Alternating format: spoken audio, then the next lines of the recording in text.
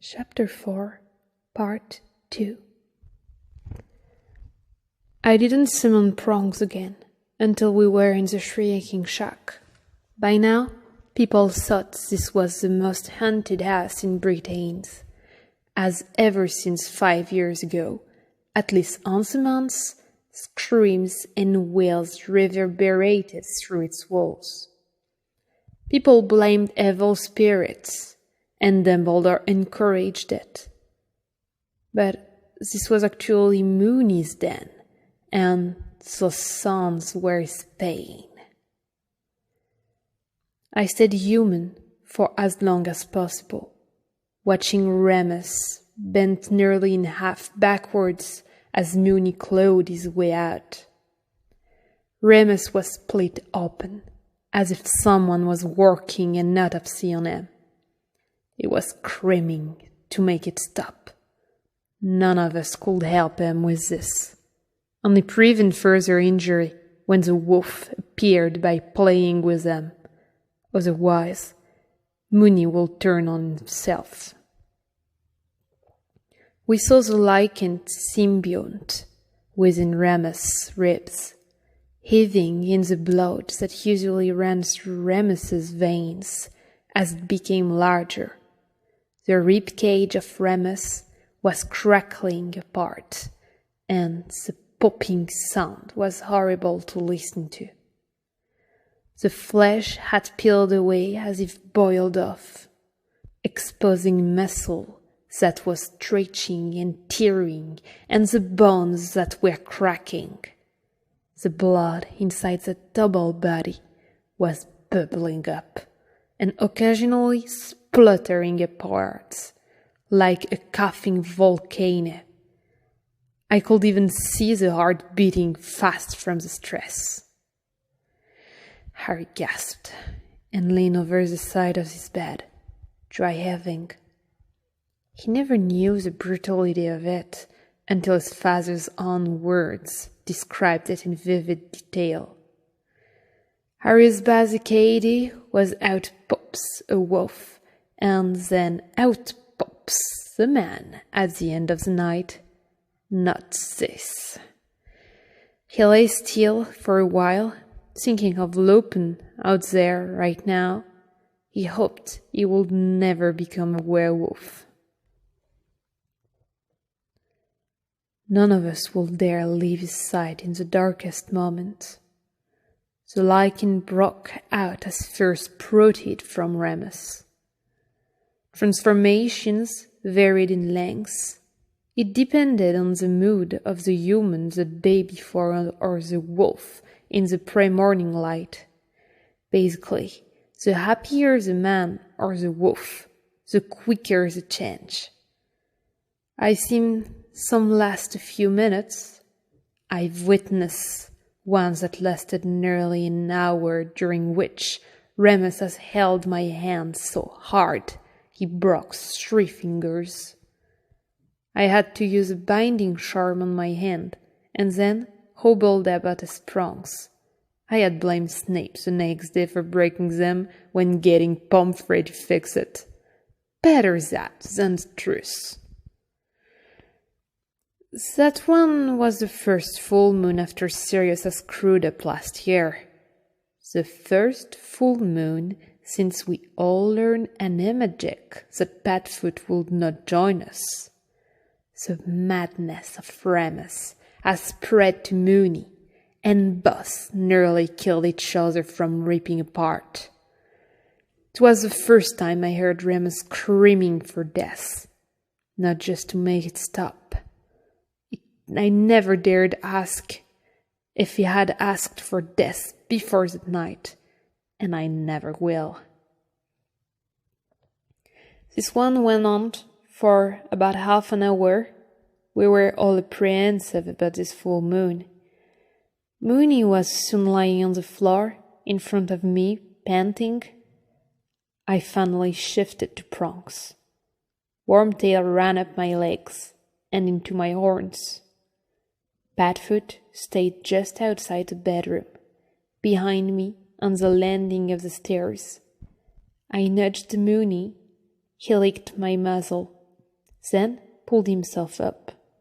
He barked and hopped onto the bed, then put his front paws on my nose. I twisted my head so the right antler would touch the bed. Wormtail scampered off and went into the hollow between Mooney's whiskers. Mooney began chewing on my horns.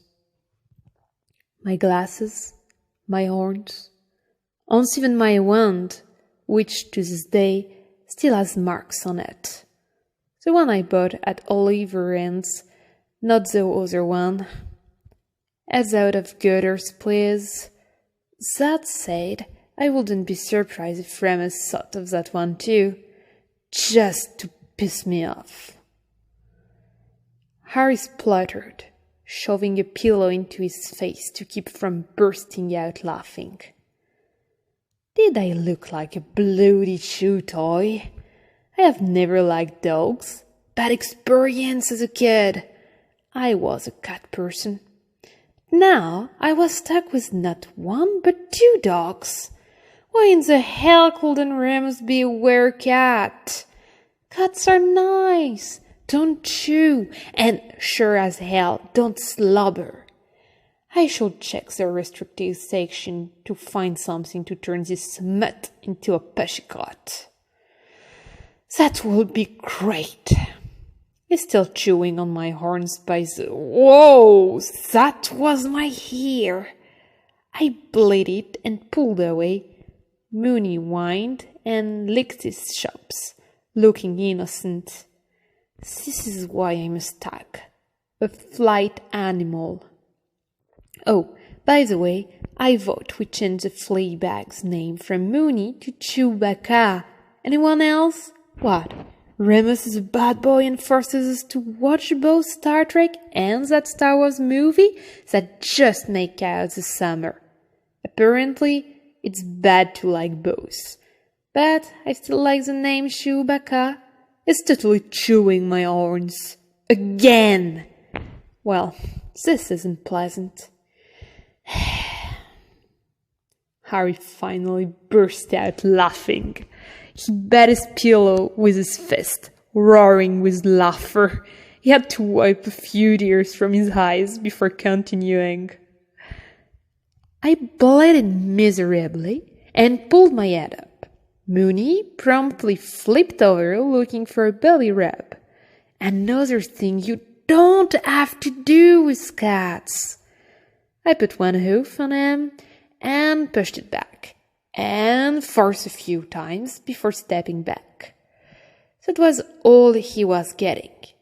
We have more important things to do. Mooney slowly but surely rolled to the side, accepting the fact that he wasn't getting any more rubs. He stood up and shook himself, then jumped to the floor, leaving Wormtails on the bed. Suddenly, Mooney snarled viciously. His golden eyes shot through with red. He had caught sight of Padfoot between my legs, who had been sulking behind me just outside the door. Growling low, Mooney took a step toward him, which meant me as well, since I was stuck between. We weren't going to let them battle it out in this small space. We had to get out. I turned my head and bleated at Padfoot. Run now! Padfoot dashed down the stairs out of sight. Mooney tried to follow, but I lowered my horns. He attacked me instead, getting a mass full of antlers, but it was no longer interesting in chewing.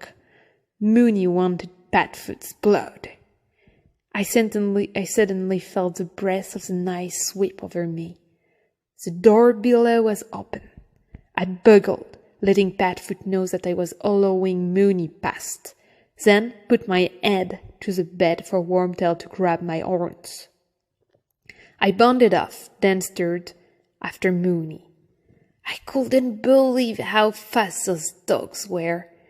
Padfoot had fled deep into the forest to bring Mooney away from Hogsmeade. Mooney's only intent was to hurt Padfoot as much as possible. So he didn't even sniff at the human world for once. I soon found them fighting frantically in a glade. Mooney growled angrier than ever, while Padfoot was weeping in pain. I bleated to him, "Fight back, you tosser!" I put my head to a tree for Wormtail to jump into the branches.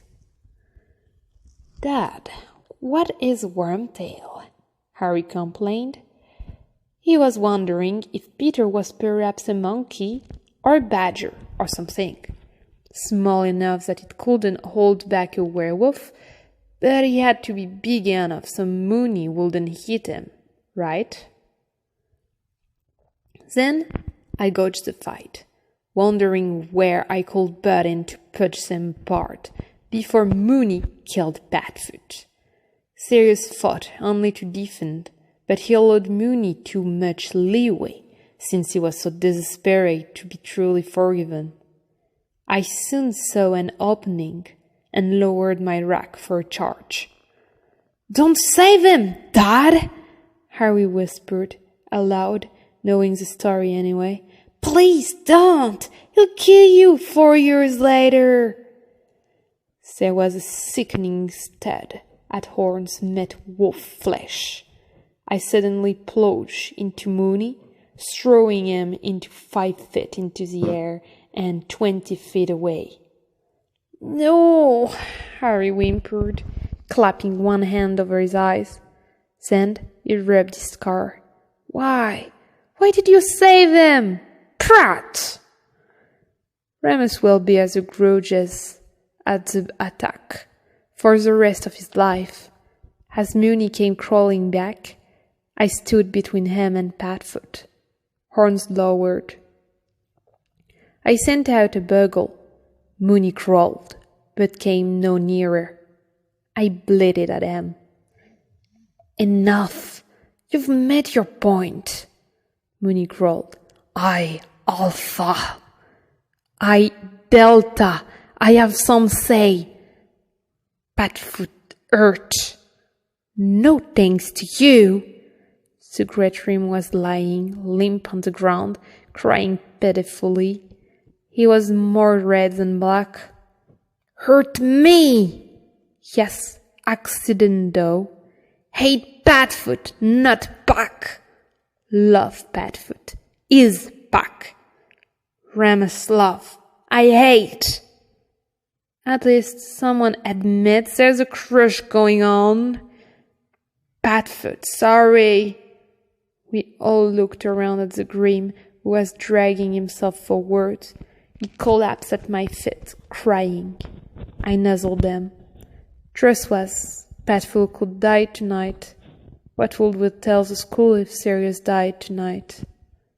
"Let him die," Harry snarled. "Not my pack mate." I stepped over the Grim, guarding him. "Is our pack mate. Bad boy, but ours." "Padfoot very bad," Mooney growled under breath, glaring at the Grim. "Yes." Padfoot whined. "I'm so sorry."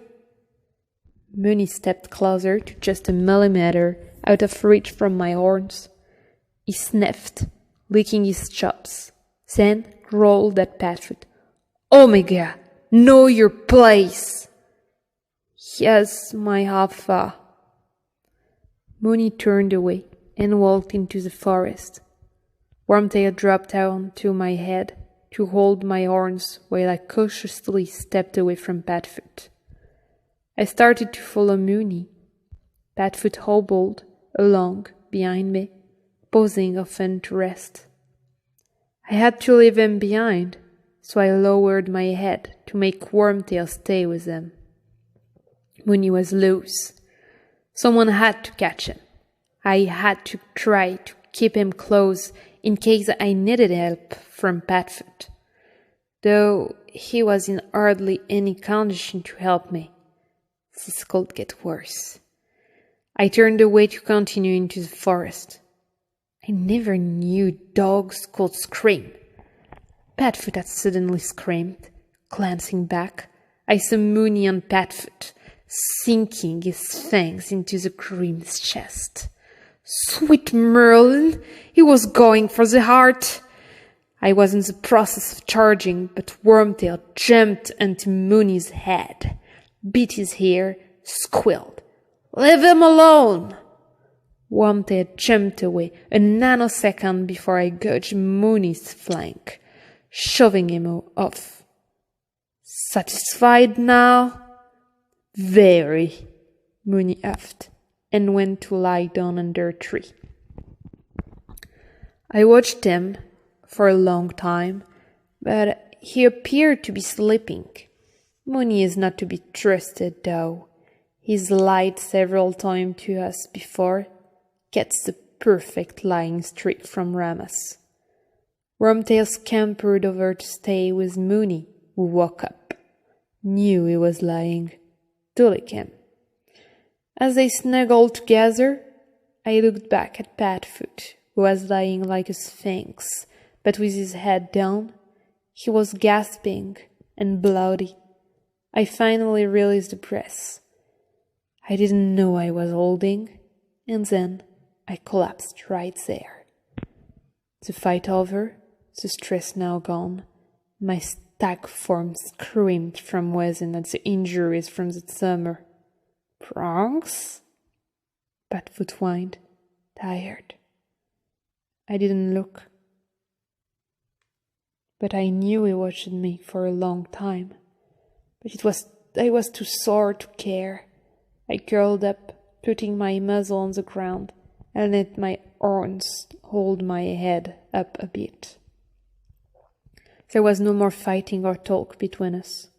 We all soon dozed, only to be awakened in the early morning by the howls of Mooney, which soon turned to the keening of a young man in torment. The sun's rays ripped the man out of the wolf. Remus lay starkers and gasping on the ground. Peter and I changed back, but Padfoot didn't move, as he was still in too much pain. Great, what a team we make. You okay, mate? I knelt beside Ramus. After his transformation finished, it took nearly half an hour again. If only something could be done for the pain. Perhaps someday. I stroked his brow, pushing back over long sandy banks that were wet with sweat and blood. He closed his dark green eyes, darker than even Lily's. I'm not gay, but I think only gormless people don't have at least a little crush on Ramus, and I wasn't ashamed to admit it myself. Of course, all that was destroyed now, but I had my memory of before that horrible summer day. Technically speaking, Ramus isn't gazer. That isn't how wolves operate. They need to bond with someone suitable as it's for life. If a nice bitch happens to enter our life before Ramus is bonded to Sirius, he could easily switch if she proves more suitable. Right now, a female giant squid would prove more suitable, it seems. Sirius was still in the doghouse, but at least the next full moon wouldn't be so rough on him. Ramus' voice brought me back to reality. Sun feels nice. He soon slipped into a doze, ignoring the physical remainders of rape brought back to full force within me. I knelt beside him, pulled out the pack of bandage from under my cloak, and began to work on the wounds I had given him. Werewolf first, everyone else after.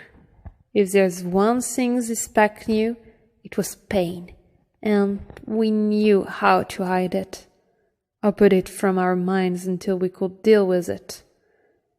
I looked at the wound on Remus. I knew I scared him for life.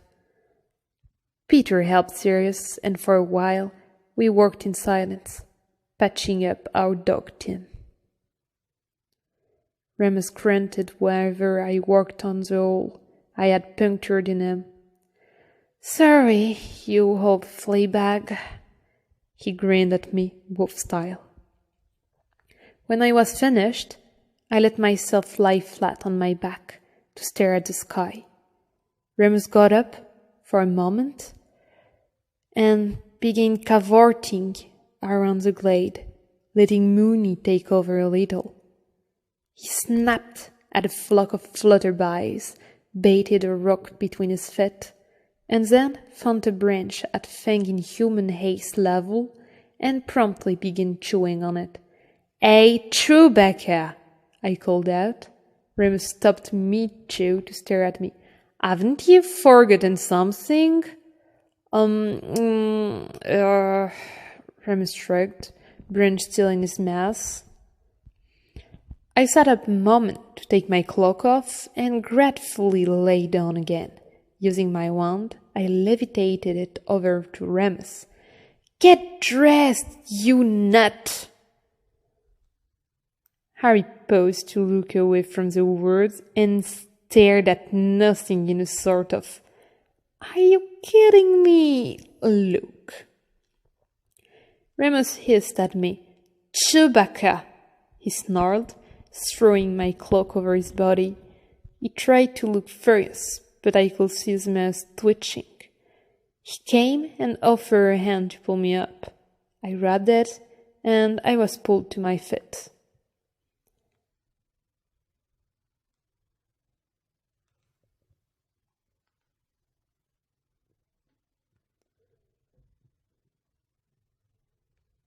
It hurt more than Orion did, and I yelled, doubling over.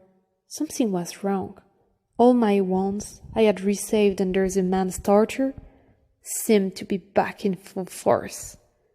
Remus stared at me horrified. "Merlin, what did I do?" "Nothing," I managed to say, looking at Sirius, who was nearly glaring at me. "I'm fine." "Damn werewolf strength, Mooney." "I'm sorry." "It's fine," I repeated. "I'm okay. I'll walk it off." Sirius shook his head. He knew exactly what had happened.